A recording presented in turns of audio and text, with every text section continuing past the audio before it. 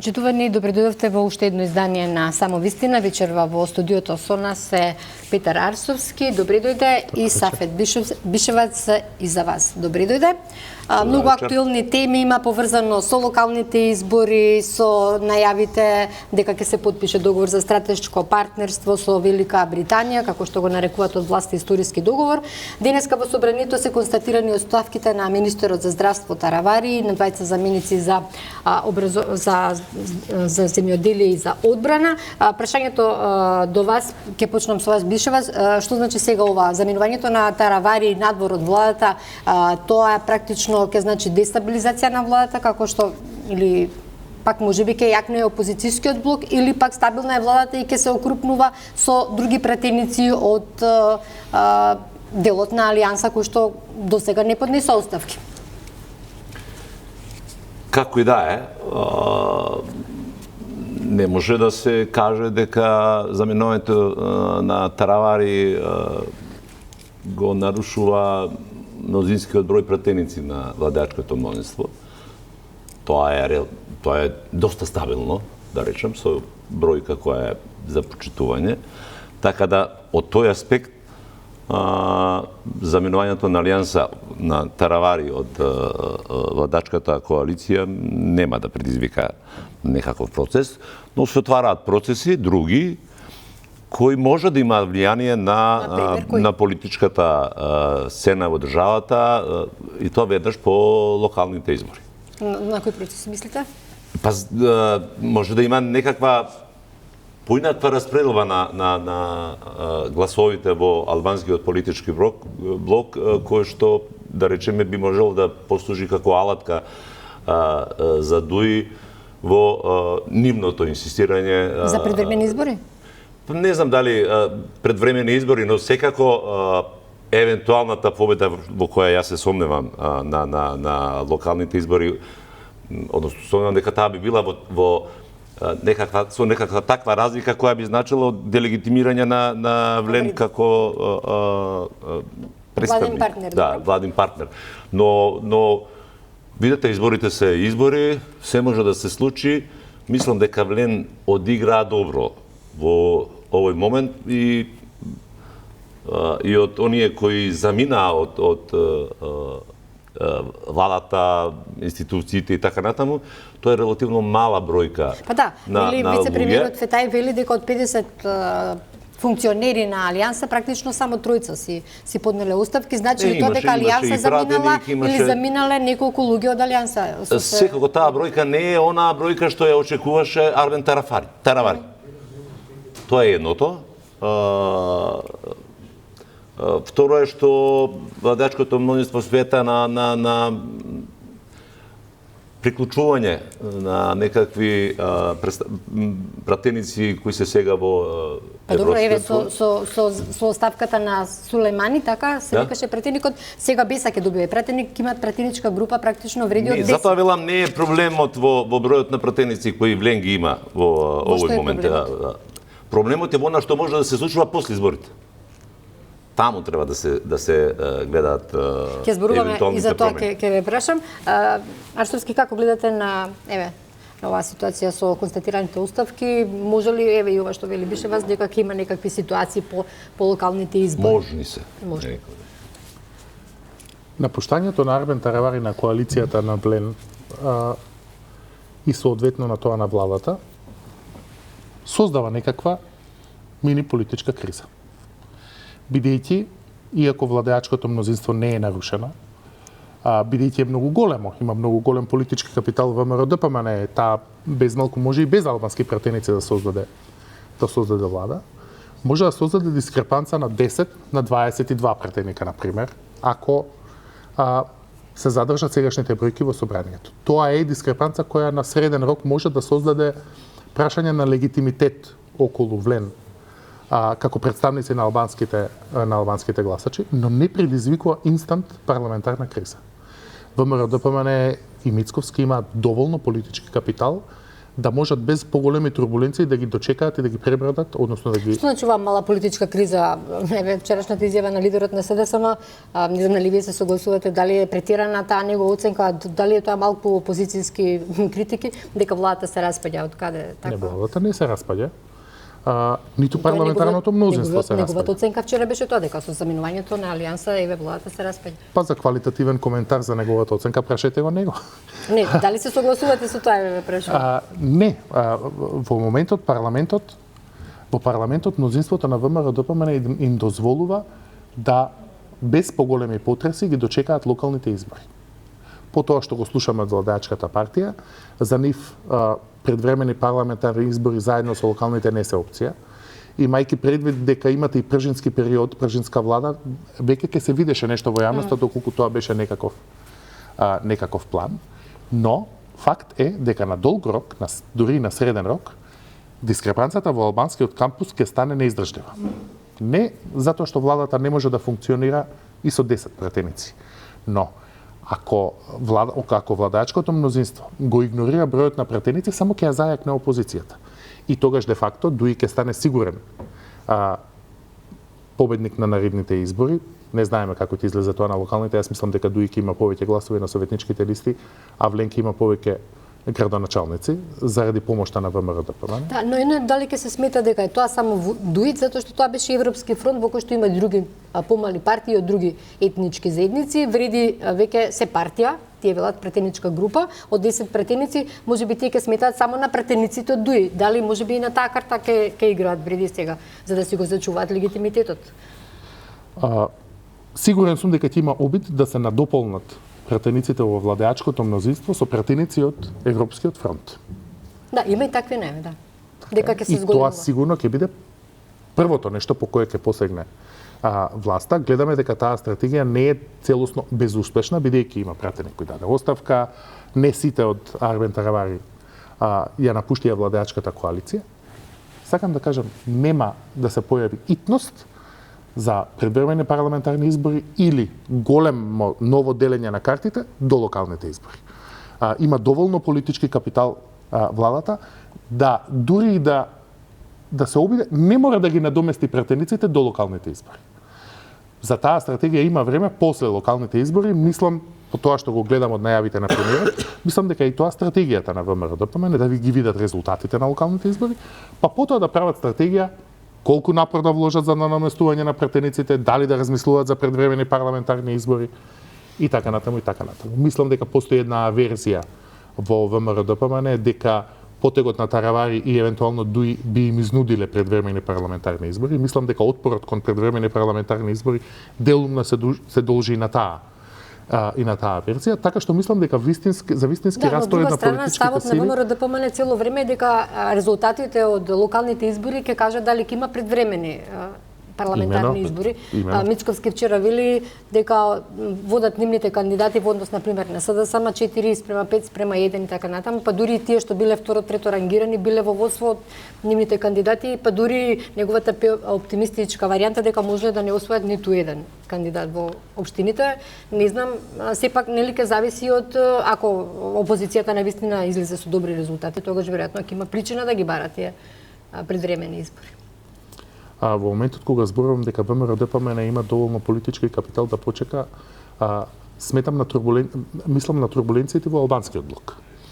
Кај македонскиот блок резултатот е прилично детерминиран за локалните избори.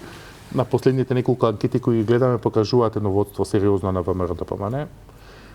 Дали опозицијата ќе усвои 1, 2, 3, 0, 5, 10 кандидати, најмногу ќе зависи од нивните кандидати и тоа и од некакви локални и од многу други работи, да. И од локални специфики, бидејќи локалните избори се чудни, на локалните избори се гласа и за кандидат повеќе, особено за градоначелник одошто за партија, но на партиско национално ниво ВМРО-ДПМН има причини да се надева на сериозно добар резултат.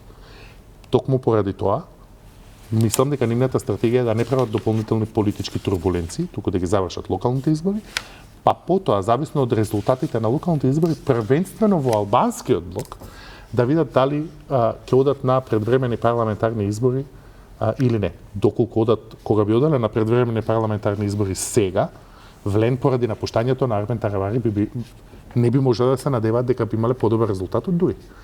Имајќи преди дека за ВМРО ДПМН Дуи не е голема тајна дека е непосакуван партнер, мислам дека и тоа ќе влезе во калкулацијата за терминот на предвремени парламентарни. Не, добро, веројатно Таравари, судејќи според ова како работиве се одвиваат. Добро, јасен ли ви направи потокот на погрешна Таравари? Дали ви е јасен зошто се замина влада? Направи лоша политичка проценка. Мислам дека секако не е тоа што викаат, што го кажуваат како оправдување за напуштањето на владачката коалиција. Мислам дека на тоа прашање што би рекол Пеѓа, тој лично треба да одговори, но од она што ние можеме да го видиме, има неколку работи кои Добре, во собранието денеска одлучи да молчи, не се изјаснија, не беа таму, нели? Значи, постојано во јавноста барем се потенцира блискоста на Таравари со високи представници на Европскиот фронт, односно со бизнисмени од кривото на Ахмети, со Пуцко, Петрол и така натаму, со семејството Јаховски. Второ, му пропадна сериозен... Македонија, може секој со секого да се познава, Па, може да... Ја не велам дека се познаваат. Јас нешто друго кажувам. Второ, мислам дека им пропадна сериозен бизнис план со паркингот на клинички центар, као второ. И мислам дека, иако јас мислам дека ти има легитимно право да се измерат практично на терен со листите, но бидејќи не постигнаа договор со останатите партнери во Влен, ова беше практично, тој беше извркан од Влен на некој начин. Така да има неколку работи на кои тој играше. Ако гледаме, и претходно беше во владата на СДСМ, па набрзо ја напушти како министер, отиде градоначалник, се гидат повторно локални избори. Дали е повторно таа математика дека е подобро да се биде градоначалник? Не мислам дека тоа воопшто е. Не, он има претпоставам дека несомнено дека Таравари, особено по ужасната трагедија во Кочани, па и пред тоа, стана приемчив лик во на македонската политичка сцена. Има одредена тежина политичка и така имаше и така натаму, и мислам дека во неговата идеја беше тоа да го материализира преку повеќе и гласови и градоначалници, зашто да не на некои следни избори со бројот на пратеници, и мислам дека направи проценка дека во овој момент веројатно е тоа чекорот што треба да го направи. Но тоа го става во многу непријатна позиција, бидејќи колегите од Влен дека имаат сета потребна муниција за напад, заради она што сега на Таравари неминовно ќе му се случува. Тој ќе мора да се врза поблиску со Дуи, кој во овој момент не е посакуван политички партнер за никого во владачката коалиција, особено не за ВМРО ДПМН, а Влен се веќе нешто што се роди практично во обидот да се детронизира Дуи после 20 години владење во државата. Мислам дека Таравари направи лоша проценка, според мене, и дека ова ќе го чини скапо во идната политичка кариера. Да. Се согласувате, Арсенски, со ова? Мислам дека е рано да се прогнозира каде ќе отиде Арбен Таравари. Пред неполни 2 недели ми беше точна проценката дека нема да може да издржи во влада. Дека таа политика ќе напуштам Влен, ама ќе останам во влада, дека Мицкоски нема да може да си го дозволи тоа. Но истовремено ја сметам дека е најверојатното сценарио дека тој ќе оди сам на изборите. Зошто? Сметам дека неговите гласачи тешко ќе преживеат уште еден политички лупинг Арбен Таравари да се врати назад во Дуи, бидејќи кога се цепеше алијанса првиот пат, кога села остана со Дуи, Арбен Таравари дојде со Влен, најголем дел од гласачите кои беа анти-Дуи дојдоа со Таравари во Влен. Сега тој тешко ќе може истите гласачи да ги земе и да ги пренесе назад во... Значи ли тоа дека се случува можеби со опасност на локалните избори, тие гласачи што гласале за алијанса сега да гласаат за вреди? Можно е. Очигледно е дека не сите во неговата партија, дури од раководството, се согласуваат со изборот да ја напушти коалицијата Влен, сметајќи го тоа како премногу доближување со Дуи. Јас мислев дека тој нема да може политички да си дозволи да оди заедно со ДУИ на локалните избори и дека нема да може да се врати назад во Влен и дека најверојатниот исход ќе биде дека тој ќе оди на локалните избори сам со сопствени листи. Меѓутоа, радикалноста со која е нападнат и од Влен, но и од ВМРО-ДПМН, кои можеби со право чувствуваат дека тој им зарил нож во грб, дека е еден вид предавник што е напуштил коалицијата и што направил политички потек од кој единствена полза има ДУИ во моментот, може толку многу да го радикализира и поларизира албанското тело, да тој нема избор освен да се приклучи поблиску до ДУИ. Особено што, имајќи предвид дека за ВМРО-ДПМН ДУИ е најнепосакуван партнер во власта, сметам дека во сите општини каде во вториот најнепосакуван. Еве ситуација се случат избори, еве парламентарни да има предвремени или редовни и ДУИ да добијат огромен број пратеници. Тука веќе нема што да биде посакуван или непосакуван. Повторно ќе се случува истата приказна како сега, например. Имено, мислам дека ВМРО-ДПМН ќе се обиде со сите можни политички средства да го избегне тоа сценарио. Тоа сценарио не е невозможно. Може Арбен Таравари ако се приклучи кон ДУИ, ако се засили тој блок, ако села не го напушти тој блок, односно го проголта враќањето на Арбен Таравари заедно со ДУИ, тој сега вели дека не треба ДУИ да го прими Арбен Таравари, со расширени раце, де факто вели дека тој не би бил многу комотен во коалиција заедно со Арбен Таравари, но теоретски е возможно. Токму затоа велам дека ВМРО-ДПМН, сметајќи го ДУИ за најнепосакуван партнер, ќе се обиде да го превенира тоа сценарио.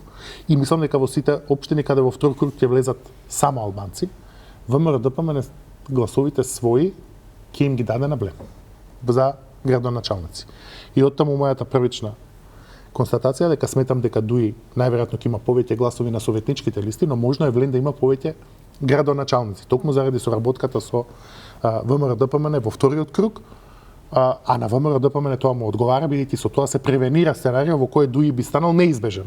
Значи безброј сценарии има во оваа смисла, ќе видиме се уште е рано. Да одиме со она што е исто така на некој начин вест на денот, одобрен е договорот за стратешкото партнерство. Во четврток еве најава дека ќе се потпише во Лондон. Бишевац, како гледате, опозицијата веќе излезе со критики, односно СДСМ вели дека ќе го гласаат во собранието овој договор за стратешко партнерство со Велика Британија, но вчера Филипче, лидерот на СДСМ, излезе резерви, дури го нарече антиевропски во еден момент, бидејќи тие немаат многу детали околу тоа колку ќе била каматата, какви биле средствата, од каде били така натаму. СДСМ инсистира на транспарентност. Мислите дека ова нешто се одвива во тајност или како? Знаете, ужасно тешко е да се коментира изјава на човек кој практично не знае што предводи како политичка партија. Добро, сепак е лидер на партијата. Тоа не значи ништо. Тоа што е лидер не значи ништо, освен тоа дека е претседател на Социјалдемократскиот сојуз, партија која падна на најниското можно ниво од незиното постоење. Тоа е едниот факт. Второ, малку е лицемерно да барате транспарентност од други, а до пред само година и нешто со сите сили ја бранеа тајноста на договорот за изградба на автопатиштата во државата со Бехтел Генк. Добро, но тоа не може да биде причина Не. Јас само зборам за лицемерството. Значи, вие кога сте власт, некои работи не треба да се знаат или не мора да се знаат, а кога сте опозиција, што ви е работа, треба да барате да се знаат. Јас се согласувам дека тоа им е работа, но е лицемерно. На некој начин се разбира дека транспарентноста е исклучително важна.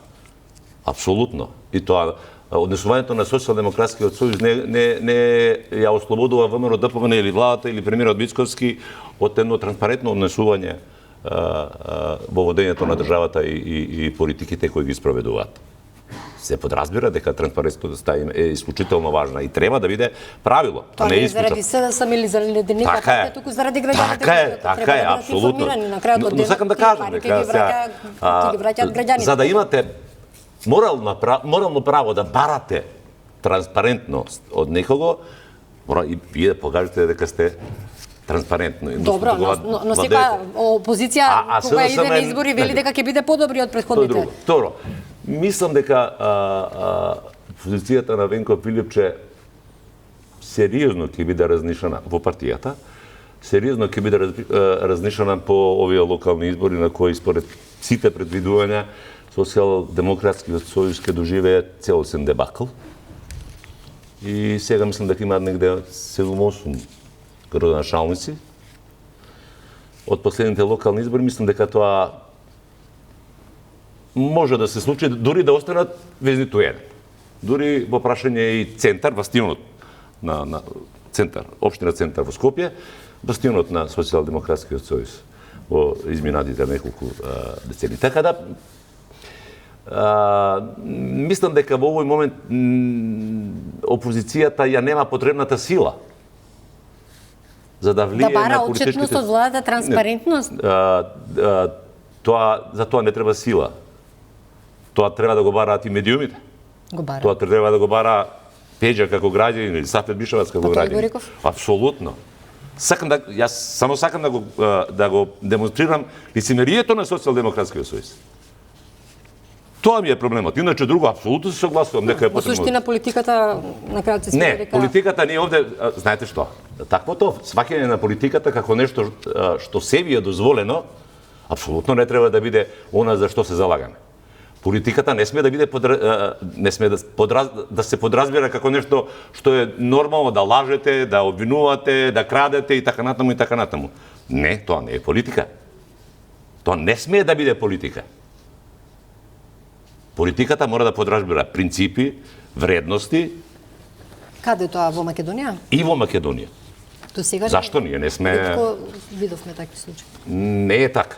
Можеби не, можеби не беше на она ниво на кое ние како граѓани заслужуваме тоа да биде. Но не е така дека се е црно во овие 30 и нешто години. Не смееме така да нихилистички да разговараме. Не смееме. Јас се ежам, да ви кажам искрено, страшно сум гневен кога велат готово е, овде не може да има држава, немаме сила, немаме капацитет, немаме знаење и така. Не. Ние имаме и знаење, и капацитет, и сила. Она што ни навистина ни фали е нашата волја, определба тоа да го направиме и искрена помош од оние за кои денеска велиме дека се европски партнери или партнери ни целиот свет. Ама навистина искрена поддршка. Добро, Еве Арсовски, вие што мислите? Зборувам околу договорот за стратешко партнерство со Велика Британија. Се сеќавам. Без оглед на тоа што вие мислите за Венко Филипче или не, мислам дека не треба да аргументацијата околу транспарентноста на договорот не треба да разуваме со тоа кој ја пласира. Не треба да биде тоа ад хоминем аргумент. Да, апсолутно, јас затоа реков дека апсолутно требаше и претходната влада на СДСМ да го објави договорот со Бехтел и ЕНК целосно. Веќе се тоа големи договори, големи заеми кои ги плаќаме на крајот јас и вие. Од нашите даноци, како што и оваа влада треба уште поголема обврска има да го објави, бидејќи ова де факто, ако е кредит, е најголемото задолжување на државата во историјата, да? Добро, ево четврто ќе го потпишат, ќе видиме, може ќе го објават. Секако треба да биде транспарентно. Значи не е воопшто проблем, се разбира. Евентуалниот недостаток на транспарентност во целиот договор може да го намали комуникацијскиот бенефит на тој договор, бидејќи луѓето гласачите ќе претпостават дека има нешто лошо во договорот ако не се објави. Постојат милион причини легитимни зошто договорот не се веќе имаше одредени шпекулации нели се во јавноста дека дали ќе имало мигрантски кап, се сврте целата работа на таа страна иако беше демонтирана. Сомничавоста на јавноста не е недостаток во едно демократско општество. Јавноста треба да биде сомничава и политичарите треба да се трудат да ги објаснат своите постапи пред јавноста и тоа воопшто не ми пречи. И треба да ги поставуваат сите можни прашања и така натаму и така натаму. Таму има во договорот има дел на соработка на тајните служби, дел на безбедносна соработка. Можеби заради тоа има дел од договорот кој ќе биде класификуван. Постојат многу причини на кои можам јас да се сетам, зошто дел од договорот би можел легитимно да биде класификуван. Но тоа што не е класификувано треба да се објави што е можно повеќе, затоа што така ќе има најголем бенефит власта која тврди дека ова е историски договор кој ќе ја трансформира државата. И околу транспарентноста толку. Да, зборуваме сега во делот што треба да донесе како бенефити. Еве велат инвестиции, железници, транспорт, здравство и така натаму. А малку е тешко да се анализира меритот, односно суштината на договорот, бидејќи ги немаме овие податоци, односно чекаме што ќе се објави. Ние не знаеме дали е тоа кредит кој ќе го добиеме како финансиски средства, па ние ќе ги користиме во градба, во првите инвестиции во железници или во здравство, или, како што вели министрот, ќе градат британски фирми по ФИДЕК правила или по жолти правила, има тука многу компликации, односно на чив товар се ризиците. Ние имавме едно непријатно искуство со Синохидро, кога еден проектираше, друг градеше. На терен излезе работата различна. Тој што гради тврди дека е грешка на проектантот, проектантот тврди дека е грешка на изведувачот. Па веројатно сега ги научиле грешки се да не се. Затоа можно е ова што го најавува министерот за транспорт и тој принцип клуч на рака. Сите тие преземаат и проектирање и градба, да може да е подобра опција, иако е малку поскапа во проектирање, бидејќи секој ризик на крај го плаќа крајниот потрошувач. Независно од тоа, суштинските прашања се работи ли за кредит, се работи ли за долгорочен заем, се работи ли за концесија или се работи за инвестиција. Ако се заврши дека е кредит. Најчесто што го слушав зборот беше инвестициски проекти сега. Не знам, од друга страна ја слушнавме министерката за финансии која за овој инвестициски циклус разговара како да е кредит. Го подели на годишни транши, тврди дека инфлацијата и зголемувањето на БДН нема да го зголеми. За враќање и каматните стапки ќе бидат поповолни од било кое задолжување на земја во странство. Јас сега го цитирам Николовски. Ма мислам дека суштината овде Пеѓа е зашто тие пари ќе бидат искористени. Па еве најавено е 2,2 милиарди евра за Табановци, Гевгилија и околу така, здравството. Значи, тоа се капитални инвестиции кои овозможуваат брз поврат на средствата. Колку и да се задолжите, ако тие пари умно ги искористите, ги употребите, тоа не е страшно. Сега, ако со такви кредити сакате да купувате социјален мир или да затварате дупки некаде кои на порано потрошени пари, тоа е тешко, ќе биде секако тешко. Но ако тие пари се искористат во вистински проекти кои ќе овозможат брз економски развој на државата, тоа е секако добро дојдено. Тоа се големи пари. И ако се употреба на вистински начин, бенефит ќе има државата. Тоа е еден годишен буџет на повеќе од еден годишен буџет на државата. Значи, работава е тие пари да се искористат во вистински проекти. И од тоа ќе имаат бенефит да имаат бенефит сите граѓани и државата во целина. Добро. Мислам дека е добра вест, слушајќи ја министерката за финансии, што државата е свесна дека нашиот апсорбционен капацитет за сите инвестиции не е многу голем и дека тој е распореден на некакви траншки. Сега се зборува за 2,2 милиарди евра, од кои најголем дел оди во железницата. Инфраструктура, да. 2 милиарди. За железница. 2 милиарди за. Тоа е 90%. Да, окей е тоа. Од коридорот 10. Ние долго време се проектира и се планира коридорот 10. Точно е дека е тој стратешки важен и за стоки и за превоз на патници, особено до Солунското пристаниште, затоа што е врска со ЕУ. И меѓутоа тука има повеќе модалитети, повторувам. Може да го изградат, условно речено, нашите стратешки партнери да го ползуваат извесен период додека не ги исплатат своите инвестиции.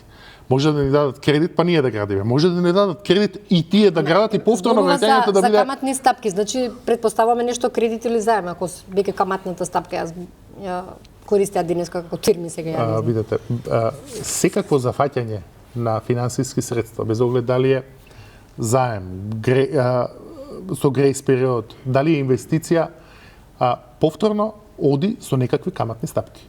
Дури и кога Велика Британија би ја градала пругата, кога би ангажирала некакви средства, дури кога не би ги враќале во пари, кога би ги враќале во концесии или во патарини, условно речено. Сметате дека тоа би било проблематично ако е со концесија? Не сметам дека би било проблематично, сакам да кажам има повеќе модалитети. Значи како ќе се врати тоа? Повторно се пресметува камата. На секое задолжување вие имате камата на ангажираните средства. Прашање дали ќе ги враќате како финансиски средства, дали ќе ги вратите преку државни обврзници, дали ќе ги вратите преку концесии, дали ќе ги вратите преку слободен пристап на стоката од Велика Британија до Солунското пристаниште. Постојат многу начини како тоа. Засега тоа не е јасно до крај. Може би не е јасно затоа што и преговорите течат. Не се знае. Но на крајот се согласувам. Во четврток ќе биде јасно, така? Подобро е да инвестираме во железница до Солунското пристаниште, одошто во проекти како на пример Скопје 2014. Сметам дека ова второво е далеку попродуктивен начин за трошење на средствата. Инвестициите во јавно здравство не знам дали се однесуваат на некакви системски инвестиции во јавното здравство или на градење некакви болници, клинички центри, да. Така што доправо да ги видиме деталите, пак доправо тогаш може да се анализира што се случува со првиот инвестициски циклус. Мислам дека би било упатно за владата да објави и што ќе прави со останатите 3,8 милиарди евра. Ние сега имаме... Беше најавено дека за сите средства има планирани проекти. Тоа беше, јас колку што знам... Супер, би било добро... Би било поле за инвестиции. Супер, што имаат план, би било добро ние што ќе го враќаме заемот да видевме нешто од тој план. Апсолутно е така, да знаеме за што ќе се трошат тие пари и тоа мислам дека е нешто што оваа влада ќе им го испорача на граѓаните. Сметајки дека не сме да ги повтори грешките на претходните влади. Длабоко сум увиден дека тоа овој пат нема да се случи, освен делот за кој зборуваш ти, безбедносниот сектор, каде што тие работи си се тајна секаде, и тука нема збор, но мислам дека дори нема ни потреба, тоа ќе биде што се вели видливо со голо око ако станува збор. Можеби ќе биде дел од проективе се можеби Чебрен Галиште. Нешто за што овде во оваа држава. Така е, но можеби сега е тој моментот тие проекти да се завршат со брзата пруга, со подобрување на инфраструктурата, еве и со изградбата на автопатот. Бидејќи најавите на здруженијата на инженери или сега не енергетичари, не знам како беше, бараат државата сама да си ги изгради па да си ги стопанисува. Чебрен и Галиште, дали тоа би било веројатно поголем бенефит за нас. Не е спорно тоа. Како би било, што било, но некојаш е работава дали можете или не можете. Дали во оваа држава има резерви на слободни пари кои можеле за тој проект да се употребат на тој начин. Но исто така не мислам дека воопшто не кредитите или заемот не е проблемот, затоа преискрко ако се употребат во вистински проекти. Се тоги пари, готови пари, завршување за проекти кои брзо ќе вратат вложените средства. Тогаш тоа е принцип на кој функционираат сите држави во светот. Ако суди по принципот на инвестиции, тогаш тоа е тоа. Апсолутно, сега мислам се малце околу стратегијава. Договор за стратешко партнерство во глобалната геополитика, дали ова некакви одици ќе има овој договор со Велика Британија за Македонија? Можеби поддршка за патот кон него, бидејќи деновиве кога беше Кошта во Скопје, кажа дека нема план без за Македонија, план Муцунски веднаш реплицираше дека планот за Македонија е ЕУ, па дали во тој контекст можеби гледате некаква стратегија? Договорите за стратешко партнерство кој Македонија има повеќе. Има со Соединетите американски држави, има еден претходен со Велика Британија, има со Турција, мислам дека има и со Унгарија, не сум сигурен. Во основа се декларативна политичка поддршка, изразна волја за соработка и представуваат рамка која треба да се исполни со креативноста и капацитетот на двете влади. Истото важи и за овој договор за стратешко партнерство. Вие може да имате декларативни договори за стратешко партнерство колку сакате, ако вие не знаете што да побарате во рамки на тоа стратешко партнерство, ако не знаете како да го како декларативно овој договор, дали во најава така изгледа, мислам се. Прашањето ви беше дали договорот за стратешко партнерство може да и помогне на Македонија на патот кон ЕУ.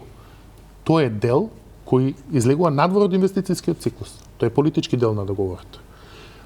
Бидејќи договорот не е објавен, не знаеме каква дополнителна политичка поддршка има во тој договор. Но и во политички рамки треба да знаете што да побарате од договорот.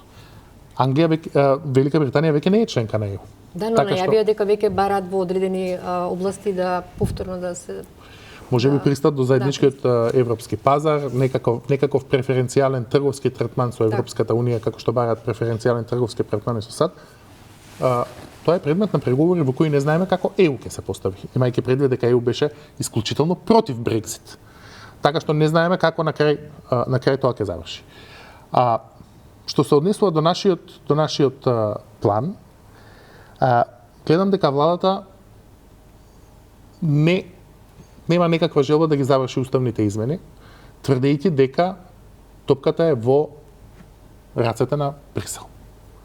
Пораката на Коштар, колку што ја толкувам јас, е дека топката сепак тие не доживуваат дека е кај нив и дека она што е договорено и треба да се исполни, дека може евентуално да се разговара за исклучување од билатералните спорови понатака во преговарачкиот процес. Мислам дека не треба да очекуваме некаков драматичен пробив во тоа до локалните избори или до крајот на годината.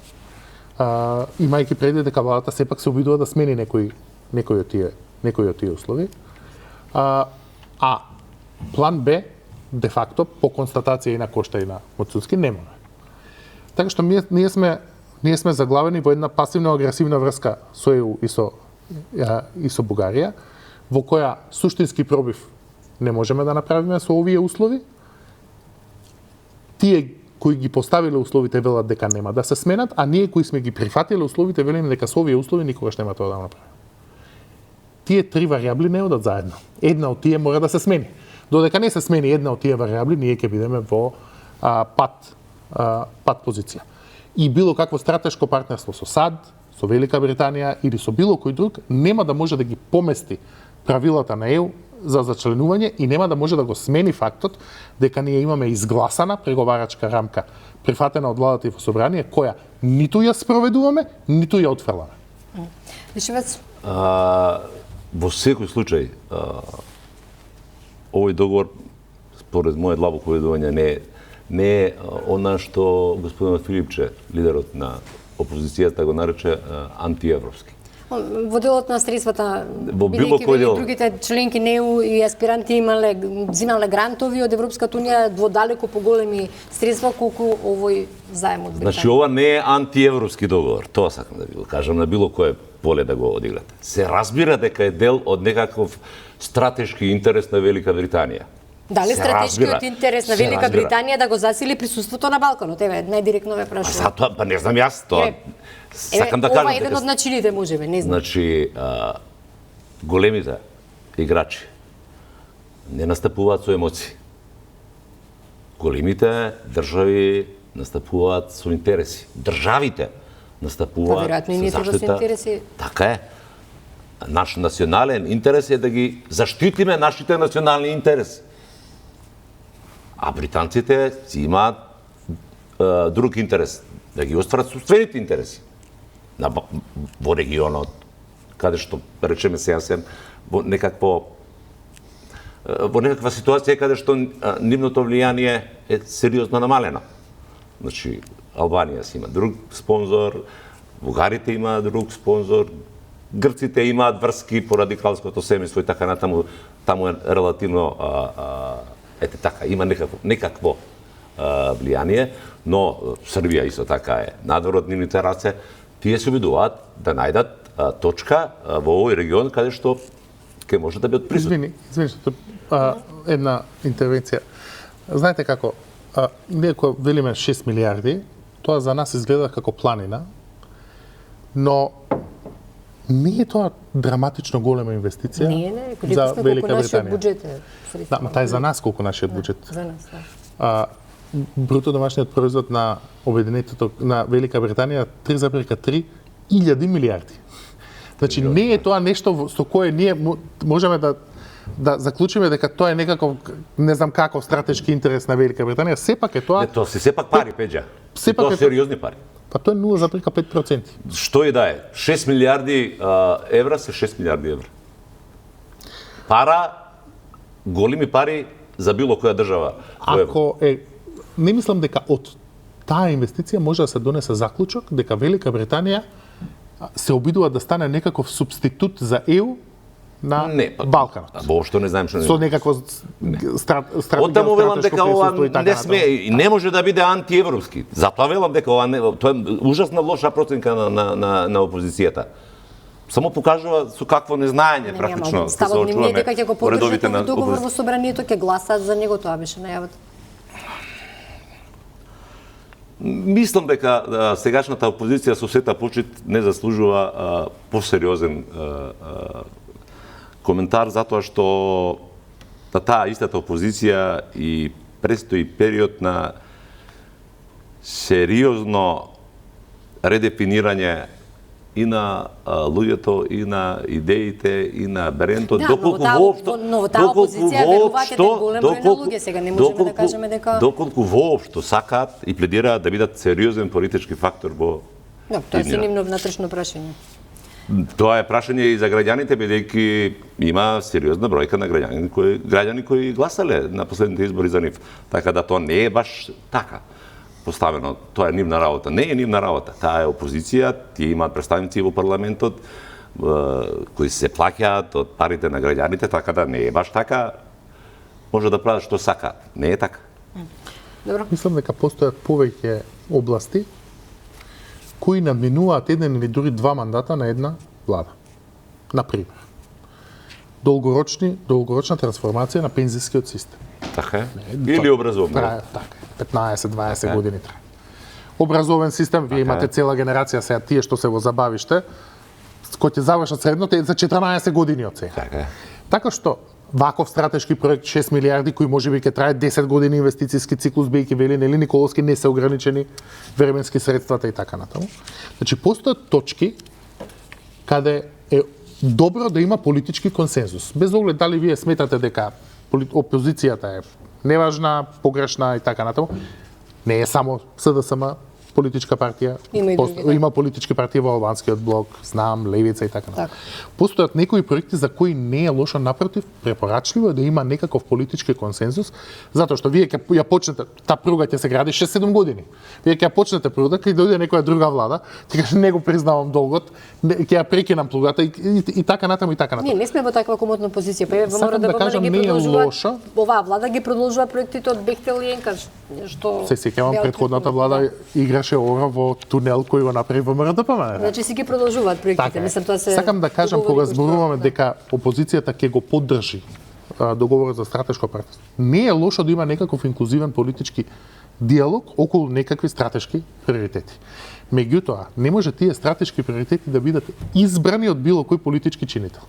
Да каже власта, например, сакаме да градиме политички инклузивен договор за ова задолжување, кој го сметаме за приоритет, не сакаме да градиме политички инклузивен диалог за ЕУ интеграциите, например.